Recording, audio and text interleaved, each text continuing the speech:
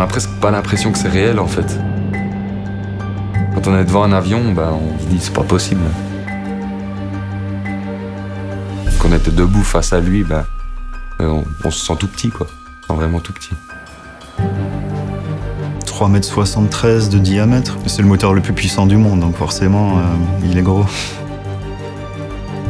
En général, on fait ce qu'on appelle une daily check. Donc on fait le tour de l'avion pour s'assurer qu'il n'y ait pas eu de déformation sur le fuselage. Et on vérifie tous les niveaux d'huile, les niveaux d'hydraulique.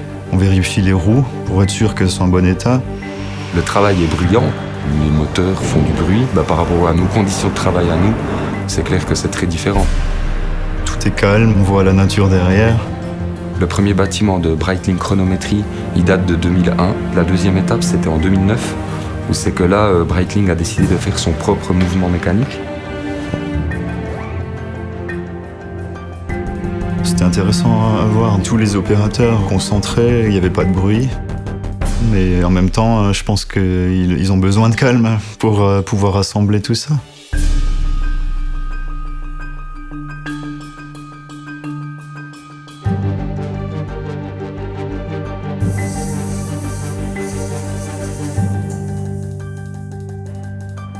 Chez nous, c'est un peu différent. C'est pas la même échelle non plus. C'est vrai qu'en prenant l'avion, on se dit pas que l'avion il doit partir dans un hangar et puis qu'on doit tout contrôler point par point. Alors il y a beaucoup de monde qui bouge dans tous les sens et puis au final, chacun va exactement où il doit.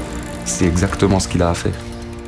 Quand on est rentré avec Guillaume dans l'atelier d'assemblage, on a vu que c'était différents postes. Chaque opérateur a une carte devant lui qui lui expliquait ce qu'il devait assembler dans la montre. Et ensuite, la montre automatiquement repartait sur un poste suivant. J'ai pu montrer à Jean le fonctionnement de base d'un mouvement mécanique horloger. C'est toujours un barillet en fait, un ressort qui va absorber une force. Puis ensuite, elle va être acheminée jusqu'à l'organe final, qui est l'organe réglant. La fréquence de l'organe réglant va définir la vitesse à laquelle les roues vont tourner. Sur ces différentes roues, on va venir chasser en fait les aiguilles.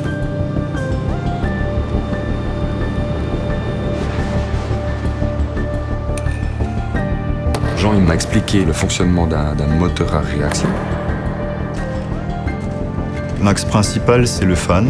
Donc ce qui nous donne 70% de la poussée, c'est ce qui est vraiment devant, juste derrière l'entrée d'air. Accouplé à ça, on a le corps, où on a le compresseur, la chambre de combustion, la turbine, qui récupère l'énergie et qui entraîne le fan à l'avant. Les forces sont vraiment énormes dans le moteur. Pour éviter d'avoir à démonter tout le moteur, on utilise des boroscopes pour pouvoir inspecter périodiquement les étages des turbines. Les forces sur un avion, elles sont énormes, mais proportionnellement, en fait, sur une montre, elles sont tout aussi importantes. Avec la caméra à haute vitesse, on vérifiait que quand on remet l'aiguille à zéro, ça se fait dans un certain temps donné. L'aiguille va se tordre en fait, elle va pas se déformer parce qu'elle va revenir après à sa position initiale en fait. Ils ont des huiles spécifiques pour chaque engrenage. À la roue d'échappement, ils devaient lubrifier aussi les ancres. C'est pour protéger, et on retrouve aussi ça chez nous. Pour tout ce qui est roulement, on doit les protéger. Comme nous, sur les mouvements, chaque vis doit être vissée à une certaine force. Alors il m'a donné une grande clé qu'on a dû mettre à l'intérieur et puis après serrer au bon couple. Et il faut vraiment y aller pour serrer la roue. J'ai dû me prendre à plusieurs fois pour arriver au fond, un peu au clic de validation en fait. Jean, comme moi, j'ai dû visser la roue, lui il a dû mettre en place la vis d'un pont. D'un point de vue force, c'est pas difficile, mais... Le challenge, c'était de mettre la vis dans le mouvement. Vraiment, avec le bout des doigts, on pouvait serrer la vis. L'échelle n'est pas la même, mais le but est exactement le même. Le travail de la chronométrie, c'est d'amener tous les paramètres pour arriver à cette ligne droite. C'est vraiment les ajustements qu'une personne normale s'imagine même pas. Après toutes ces étapes de maintenance et de réparation, on a un dernier contrôle. Nous, ça correspond un petit peu au contrôle qu'on va faire en chronométrie. Là, on fait vraiment tourner le moteur, on l'allume, on regarde les paramètres dans le cockpit, il y a les températures à vérifier, que tout soit stable.